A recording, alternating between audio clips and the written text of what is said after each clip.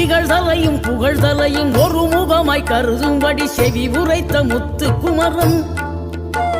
நீ வறுமையையும் வளமையையும் சமநிலையாய் உணரும்படி மதி கொடுத்த செல்வ குமரன்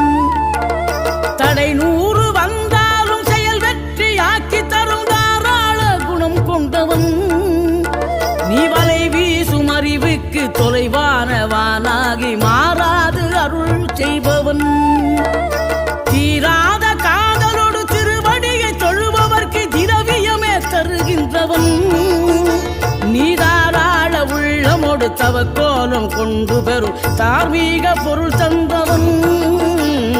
தார்மீக பொருள் தந்தவன் ஆறுபடை வீடும் அருள் வழங்கும் முருகா அருகே நீ ஓடோடிவா மூவிரண்டு முகம் ஜொலிக்க 2 கரங்களுடன் ஆதரவு